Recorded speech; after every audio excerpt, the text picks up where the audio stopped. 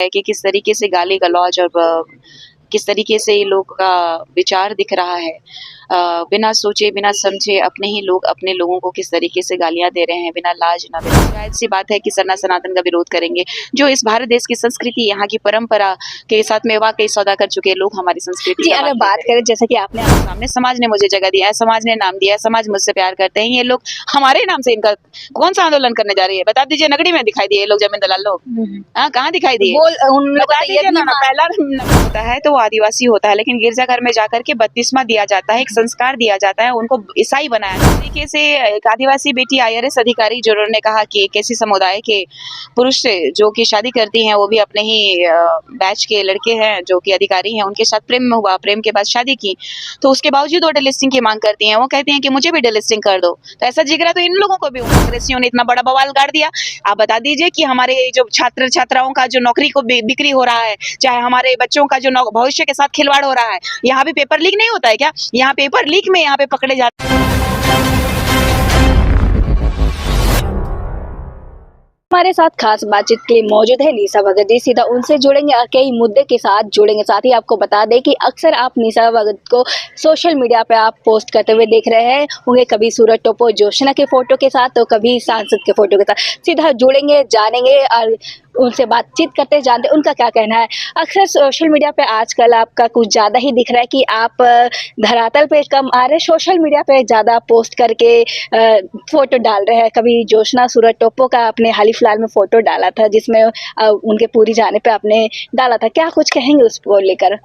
देखिए, जो सरना सनातन का विरोध करते हैं और अपने अपने दुखों में महादेव को याद करते हैं, तो ऐसे अपॉर्चुनिस्ट लोगों को कभी-कभी उजागर करना चाहिए। और रही बात कि धरातल पर कम दिखना और सोशल मीडिया, तो आपको ये देखना चाहिए कि जब-जब आदिवासी समुदाय ने मुझे याद किया है, या तो फिर अन्य समुदाय ने भी मुझे जहाँ पे न्याय के लिए गुहार लगाई है, तो वहाँ मैं दिखाई देती जी, निशा जी, आप अक्सर आंदोलन वगैरह में या फिर किसी विरोध में आप दिखते हैं, पर इस टाइम कुछ ज़्यादा ही आप सोशल मीडिया पे फोटो चूँकि पोस्ट आपको कर भी रहे हैं। पता है कि जिस तरीके से धमकियाँ मिलती हैं, जिस तरीके से लोगों का जो रोष है, अपने ही लोग जो है कि किस तरीके से गाली गलौज और किस तरीके से ये लोग का विचार दिख रहा है। बिना सोचे बिना समझे अपने ही लोग अपने लोगों को किस तरीके से गालियाँ दे रहे हैं, बिना लाज ना बिना शर्म का, विदेशी चमचे हो करके, विदेशी धर्म को मान करके, अंग्रेजों के काले औलाद हो करके। देख लीजिए, अपने की खुद की पता नहीं, जिनको मान रहे हैं वो कुंवारी माता है। हमने तो कुंवारी माँ बन करके लोगों को, हमारे समाज को मैंने कभी शर्मसार नहीं किया। लेकिन फिर भी मुझे लोग लगातार ट्रोल करने की कोशिश करते हैं, और अभी बहुत ज़्यादा प्रखरता से मुझे लगता है हफ्ते भर से ही नहीं दिखी हूँ। बाकी तो मुझे लगता है जगन्नाथ जी की सेवा करने के लिए मैं धुरवा में भी उपस्थित रही थी, जो कि हमारे 16वीं शताब्दी का मंदिर है। आप देखिएगा, ये सरना सनातन का प्रगाढ़ संबंध का, वो अटूट प्रेम का वो जगह है। हमारे पूर्वज भी जो संस्कार करते आए हैं, आज भी हमारा संस्कार वहाँ होता है। कुछ लोग वहाँ पे राजनीति करने के लिए भी गए थे, लेकिन जो मुंडाओं का ही शासन को वो नहीं समझ पाए, इतिहास ही नहीं जानते, वो लोग तो विरोध करेंगे। जायज़ सी बात है कि सरना सनातन का विरोध करेंगे। जो इस भारत देश की संस्कृति, यहाँ की परंपरा के साथ में वाकई सौदा कर चुके लोग हमारी संस्कृति जी, का अगर बात करें जैसे कि आपने अभी बताया कि आपने भी जगन्नाथ मंदिर गए थे सेवा के लिए, तो उसी तरह जैसे कि सूरज टोपो और जोशना का भी फोटो मतलब पूरी का ही था, तो उस फोटो का पोस्ट करने का मेन उद्देश्य आपका क्या मेन रहा? उद्देश्य यही रहा है कि ये लोग जो है कि लगातार सनातनी और सरना को लगातार अलग करते हुए ईसाई और सरना को एक बताते हैं। कभी ये लोग कहते हैं कि जो सीएनटी लैंड्स है उसको सीएनटी फ्री कर देना चाहिए। तो ये आदिवासी विरोधी बातें हैं, और देखिए कि हमारे विरोधियों के साथ वो साठ-गाँठ करके लगातार मुझे गिराने की कोशिश कर रहे हैं। मेरी आवाज़ को दबाने की कोशिश कर रहे हैं। आप फ़ोटो के माध्यम से भी देख सकते हैं। कहा ना मैंने कि मूर्खों की महारानी और महाराजाओं को मैं जवाब देना भी नहीं चाहती थी, लेकिन लगातार आप पूछते हैं तो जवाब दे देती हूँ। जी। देखिए, लोगों को कभी-कभी सच्चाई भी दिखाने की आवश्यकता है। मैंने तो किसी के कैरेक्टर के बारे में नहीं कहा। हम तो भाई इसमें बहन की सूरज बात किए। टोप्पो भी अपना हाँ, पक्ष वो रखते मुझे हुए फ़ोन नजर किए, आए। हाँ, बिल्कुल मुझे वो फ़ोन किए थे। मैं ऐसा नहीं है कि उनके साथ कोई दुश्मनी है।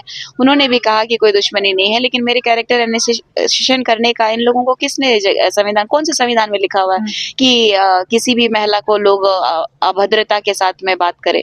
भाई जवाब इन लोगों के पास नहीं होता है तो गालियाँ देने लगते हैं, जवाब नहीं होता है चरित्र की बात करते हैं। जिनके घर खुद शीशे के हो, दूसरे घर में शीशा फेंक करके सोचते हैं कि पत्थर मारेंगे तो शायद टूट जाएगा शीशा। तो हम लोग कमज़ोर शीशा वाले नहीं है घर, हम लोग मिट्टी वाले घर, हम लोग कंक्रीट वाले घर के लोग जी, हैं। कई लोगों का तो ये भी मानना है कि निशा भगत अब मानसिक स्थिति से ठीक नहीं है, इसलिए अब फ़ोटो वगैरह पोस्ट कर रही है, इसलिए उनको निजी ज़िंदगी वगैरह इस पे नहीं पता है, इसलिए अब कुछ देखिए बचा नहीं है तो फ़ोटो निजी जीवन पोस्ट में कर तो रही है। उनके इतना कुछ पता है ना कि वो लोग मुँह दिखाने लायक समाज में नहीं रहेंगे, लेकिन हम निजी जीवन में हमला नहीं करते हैं। हम जो असंवैधानिक तरीके से हमारे जो भी समाज के लोगों को गुमराह करने की कोशिश कर रहे हैं, तो उनका चेहरा बीच-बीच में मैं दिखाते रहती हूँ और मुझे इसके लिए कोई रोक जी, नहीं आप जो सकता। आपने अभी कहा इसका हाँ, चेहरा बिल्कुल, बीच-बीच में दिखाते रहते, बिल्कुल। इसी के लिए आपको मेंटली कहीं न कहीं लोग बोलने हाँ, स्टार्ट कर ये लोग दिए। बहुत कोशिश किया, ये लोग धमकाने की कोशिश किया, मारने की कोशिश की।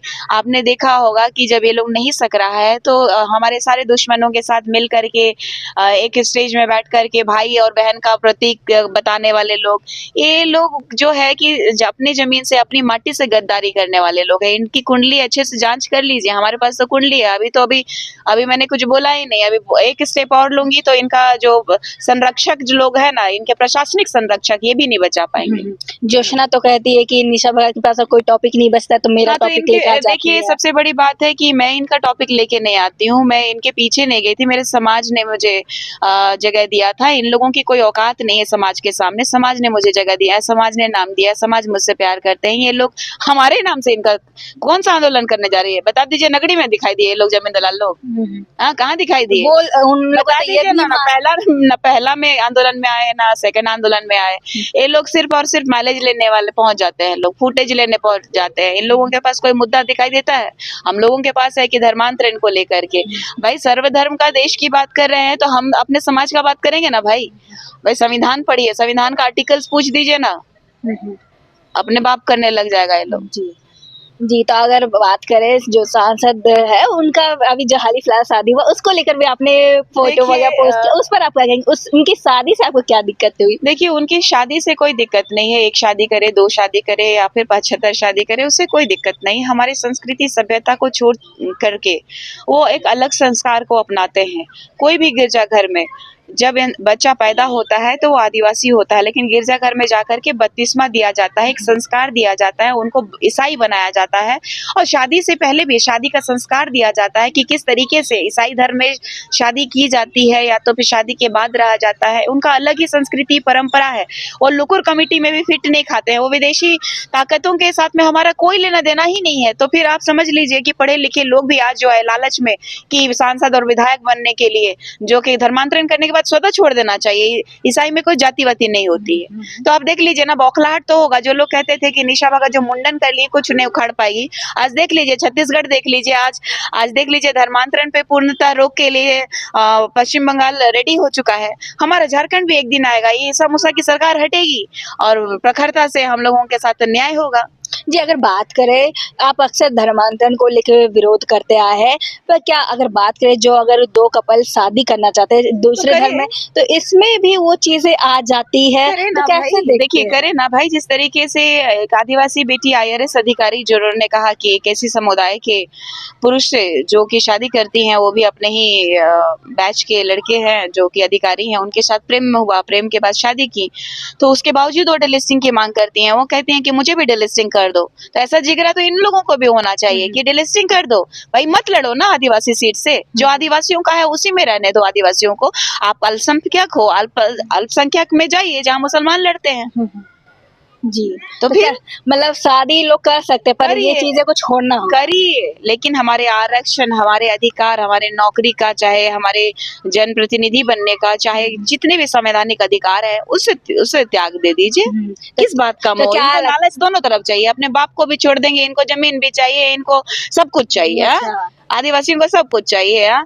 और हम आदिवासी जब अधिकार की आप बात पे कर रहे भी हैं तो हम उंगली गलत हो गए। उठाया जाता है, तो कई लोग प्रमाण तो दे देना है, अगर शादी की रहती तो मैं भी डिलिस्टिंग के लिए तैयार रहती।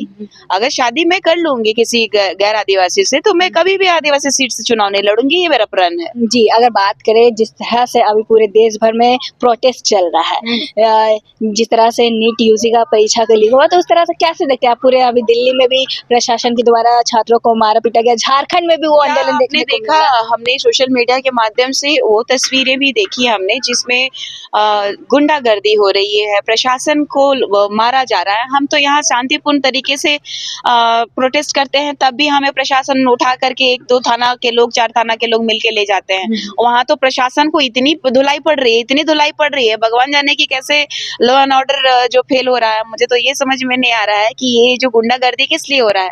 ये धर्मांतरण का खेला को रोकने के लिए, यहाँ पे क्या नीट का पेपर लीक करने के लिए यहाँ पे कांग्रेसियों ने इतना बड़ा बवाल गाड़ दिया।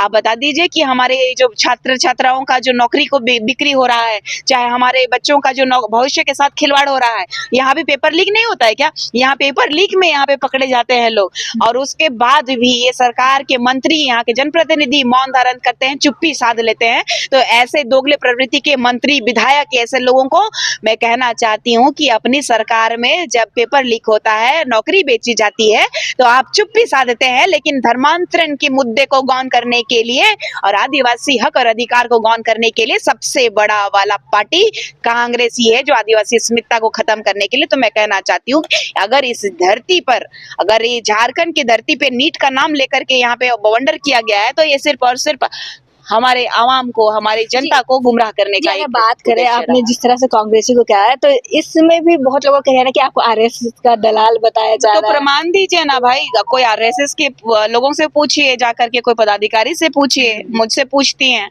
कोई बीजेपी का नेता से पूछिए, प्रदेश अध्यक्ष जी से पूछिए, मंत्रियों से पूछिए, सांसदों से पूछिए कि निशा भगत का कोई लेना देना है क्या? निशा भगत कहीं नहीं।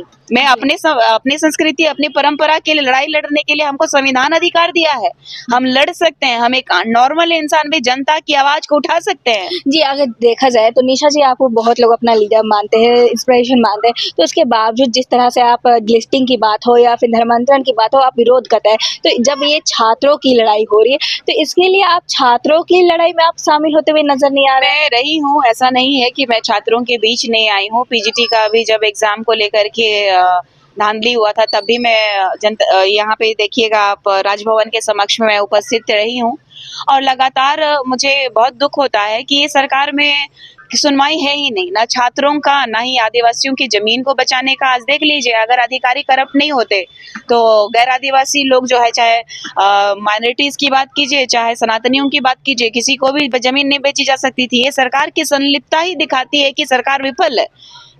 हमें जहाँ बुलाया जाता है मैं जाऊंगी, जहाँ पे हक अधिकार की बात होती है मैं वहाँ पहुँचती ही हूँ, और जहाँ नहीं बुलाया जाएगा तो वहाँ मैं अपना चेहरा चमकाने के लिए नहीं ना कूद जाऊंगी। जी, अगर बात करें अभी हाल ही फिलहाल आपको मतलब धमकी भी दिया गया था, उसको लेकर आप क्या कहेंगे? कैसे आजकल आप लोग को भी मतलब किसी के द्वारा फोन आता है, धमकी वगैरह दिया जा रहा है, कितनी धमकी आपको अभी तक मिली है और किस प्रकार से आपको? अनगिनत धमकियां मिली हैं सोशल मीडिया के माध्यम से, इसलिए मैं अब जान चुकी हूँ कि ये एजेंडा है हमारे विरोधियों का कि मुझे दिशाहीन कर सके, मुझे दिग्भ्रमित कर सके। लेकिन इनको बताना चाहती हूँ, मैं आदिवासी बेटी हूँ, इस माटी की बेटी हूँ, और मैं किसी के बाप से नहीं डरती, गुंडा प्रवृत्ति से तो बिल्कुल भी नहीं। और इतना ही कहना चाहती हूँ कि हम लोग जिस दिन चाहेंगे, जिस दिन निशा भगत चाहेगी, उस दिन इनको साफ कर दूंगी। जी, बहुत-बहुत धन्यवाद। जैसा कि आपने देखा और सुना कि ये थी हमारे साथ निशा जी, जैसे कि इन्होंने बताया कि इन्हें शादी से प्रॉब्लम नहीं है, पर जो शादी के बाद जो चीज़ें छोड़ी जाती है, आरक्षण वगैरह, उसको छोड़ा जाए। आपको जिससे शादी करनी, जितनी शादी करनी है,